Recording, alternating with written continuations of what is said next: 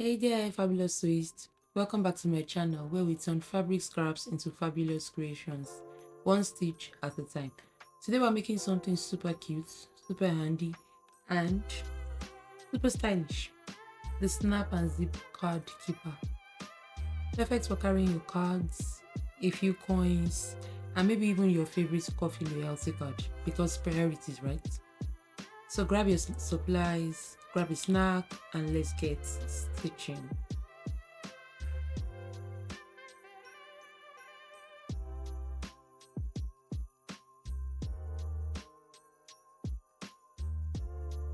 Now here is what you need to make this mini masterpiece.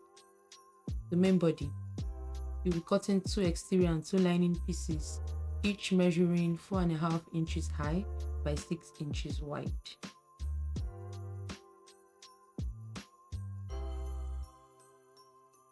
And then we're going to be needing the slip pockets. For the slip pocket, you're cutting one exterior and one lining piece, each measuring 3.5 inches high by 5 inches wide. And next is the pocket flap. We're going to be cutting two exterior pieces, 3.5 inches high by 4.5 inches wide. You'll see later on that we're going to be rounding two corners of this. Next is the zipper tab. We're cutting one piece measuring 1.5 inches high and 1 inch wide. Then a 5.5 inches zipper tape, the matching zipper pull. Next, we're needing our scissors and then our snap buttons, our clips, of course, our ruler, and our double-sided tape. Very important. So if you've got everything, let's get to sewing. First off, we're going to tackle this front slip pockets. So you'll be taking your exterior and the lining pocket pieces, and then we're going to be placing them right sides together like peanut butter and jelly. So next, we're going to clip or pin them in place. But trust me, if you're using vinyl or leather or cork, definitely you know that you have to clip in place. So after clipping this in place, we're now going to be stitching all the way around.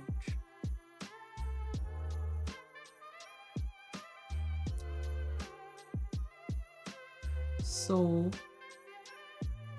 while stitching around, you're going to be leaving a small gap for turning. Trust me, you thank me when it's time to flip this little guy. Make sure you backstitch at the start and end to secure your stitches. Next, we're going to be turning this pocket right side out through the gap that we left. But before then, we're going to be trimming our seam allowance to about 1/4 inch to reduce bulk.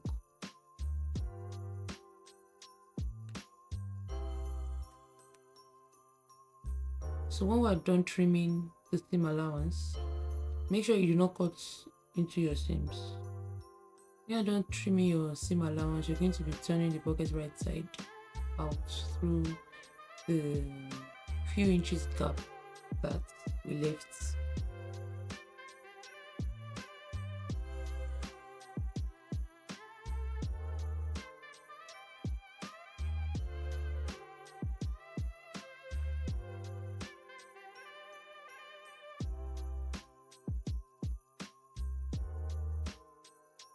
So I've gone ahead to apply double-sided tape on the part of the leather I'm using, since I won't be able to press the whole leather.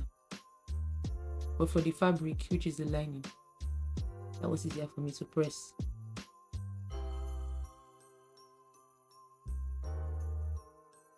So make sure you turn,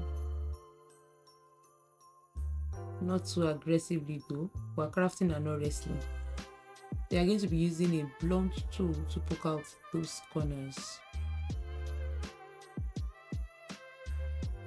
I'm using the blunt part of my scissors to out. While you're poking, make sure it's not too aggressive so you don't push your seams out and destroy your pockets. So as soon as we're done with this, we're going to be pressing so that it's nice and flat. So because I'm using cotton as the lining, yeah, I'm going to be pressing from the lining side. But if you're using leather all through, right, just use something heavy to press it down. And then now you're going to top stitch the gap that we left earlier so that that piece is short. Next, we're going to be installing the female snap button onto this pockets, and I've gone ahead to measure 1 inch up from the bottom. So the bottom is the longer edge that was not top stitched. Now you top stitch the pockets onto the main body exterior piece, and then you're stitching around the sides and bottom, leaving the top open, and this will be done at 1 inch from the bottom. Now for the pocket flap, you're going to take the 2 flap pieces, then you're going to round the corners on one of the longer edges. Okay, you can decide to eyeball this or use a small plate as a guide. I'm actually using a bottle cover to do this. So when you're done with the first one, you repeat. You use the one you did earlier as a guide for the other one, and then you're done. So what I did here was that I measured 3/4 of an inch from the sides and from the bottom, and then I just used whatever I was using to round the edges.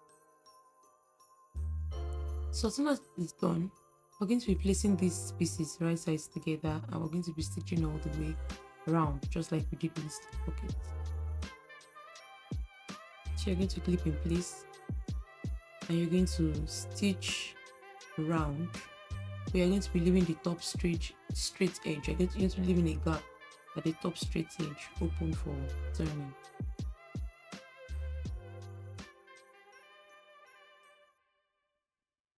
So when you're done with stitching, just like we always do, we're going to be trimming our seam allowance to about 1/4 of an inch from the edge to reduce bulk.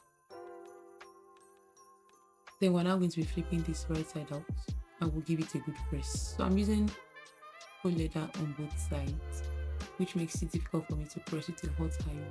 So what I'm going to do what I'm doing right now is to apply the double-sided tape just at the edge or the bottom of where my stitches at the top ended. So I'm going to do that for both sides. I'll remove the backing and then fold my seam allowance towards the double-sided tape, so that way everything still stays nice and flat, and I do not have to press with a hot iron. But if you're using fabric, yeah, you can just go ahead to press this with a hot iron so everything stays nice and flat.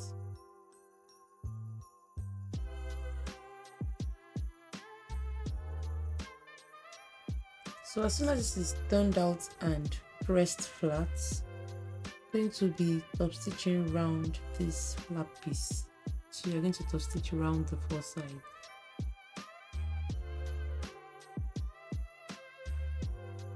Now I have top stitched this, and I'm going to be bringing back my exterior piece with a slip pocket. Then I would attach the flap to the same exterior piece. So you're going to just line it up right above the pockets. Make sure you can still open your pockets, just like I'm trying to do here. I just eyeball it and then make sure it's well lined up. And you just stitch across that top edge. Make sure you do that following the former stitch you had when you top stitched around the other time. And then you're going to be setting this piece aside. We'll come back to it later. Now we're going to give our zipper a little makeover. So you're going to take your zipper tab and you're going to find the center arc along the width. So you're going to draw a line in the center. Depending on what you're using, if you're using a leather like I am using right now, you can apply double-sided tape on both sides of the line that you just drew. So remove the backing of the double-sided tape. And now you can place you're going to be placing the end of your zipper inside that inside the tab. So the end of your zipper is the place where your zipper actually ends. Here you're going to place it there and then fold your zipper tab on top of it. So at this point you're just going to trim excess fabric, and before then make sure you top stitch your tab short, and then you're going to now trim your zipper tab for off excess fabric. Now that we're done, we want to fold our zipper tip at the opening part. We're going to mark 1/2 inch from both ends of the zipper tip. That I'm talking of the other end that does not have zipper tab, and then we're going to fold this tape at that mark at a 90-degree angle, and you're going to clip in place. Repeat with this other side.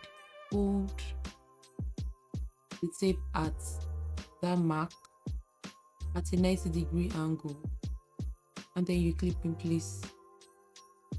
So what we're doing with this is that we're going to be tacking this down with a hand needle or probably with a basting stitch, but tacking with a hand needle works, it works better for me.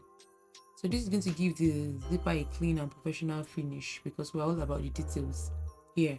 Next, we're going to be putting it all together. We're going to start with one lining piece, right side facing us or facing up. Place the zipper on top, also right side up. So you're going to be just think of this as a fabric sandwich, and the zipper is the filling. So what you're doing now is you're placing this zipper right side up. Make sure the zipper is facing your right, and then you're going to clip in place. If you're feeling cautious, just place the zipper in place first, but if not, just leave dangerously and clip it. Now you're going to place one exterior piece on top, right side down, and this will be the exterior with the slip pockets. So the zipper is now sandwiched between the two. Stitch along that edge. They are now going to be flipping these pieces away from the zipper and top stitch along the edge for a polished look. Now you have to be wary of the flap pockets. Sorry, the pocket flap instead. You're going to now be repeating the same steps for the other side of the zipper with the remaining lining and exterior piece, meaning that the lining first, the other side of the zipper on top of the lining, and then the exterior on top of that. Now before we move on, we're going to unzip the pouch halfway. Is that halfway? All the way actually, just unzip it. Trust me, you do not want to be stitched out of your bag. Ask me how I know. So, time for the grand finale. You'll be arranging your pieces so that the exteriors are right sides together, the linings are also right sides together. Make sure you push your zipper tab in towards the exterior.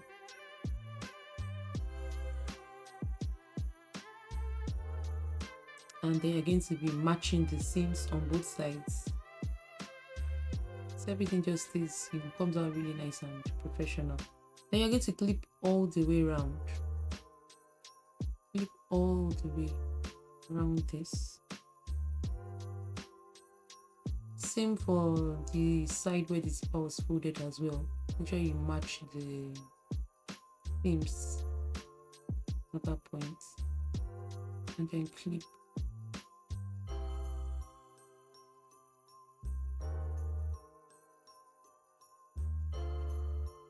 If you have not unzip your pouch at this point, now is the time to do so. If you do not do that now, that's the end. You're done.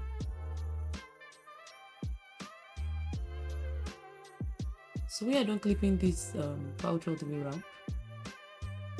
You take it to your sewing machine and you're going to be leaving a gap in the lining for turning. Don't forget, you do not want to be stitched out of your bag, so leave a gap in the lining for turning the end. You'll see that I've removed my clips as well, so that I don't forget that there should be a gap there. That should be about 3 inches to 3.5 inches wide.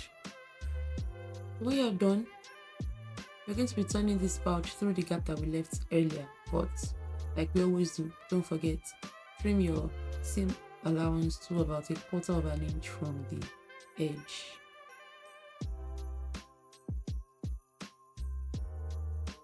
When you're done trimming,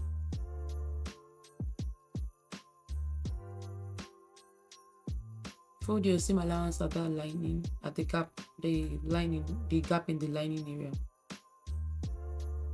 And then you're going to turn your pouch through this gap. Make sure you're not aggressive about this. This is not a war. Turn. Steadily push and pull as much as you can. And to poke out your corners, use a trusty blunt tool to push out the corners. Like I just use the blunt part of my scissors to do this. If you have long nails, you can also use your long fingernails to poke those out. As soon as this is done, I'm going to press the seam allowance in the lining gap and either stitch or top stitch it closed. I usually prefer to top stitch, because why not?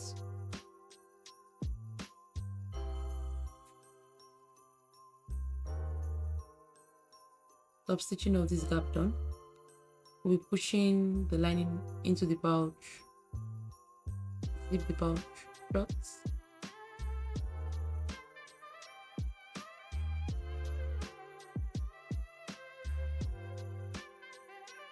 and lastly we're going to install the male snap button on the flap. Remember we had the female one on the slip pocket. You now have to do for the flap. So use the female button position to get the position for the male button on the flap.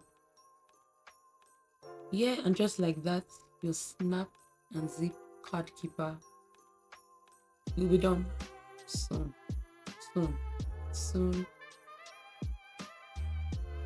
Going, and we're done. Look at this beauty. It's cute, it's functional, and totally handmade by you. You should be proud of yourself. Whether you're using it for cards, cash, or tiny treasures, is sure to be a crowd pleaser. If you enjoyed this tutorial, please give it a thumbs up, subscribe, and hit that notification bell so you don't miss any future projects. And if you make your own snap and zip card keeper, share it on social media and tag me. I love seeing your creations. Until next time, keep stitching and stay fabulous. Bye for now.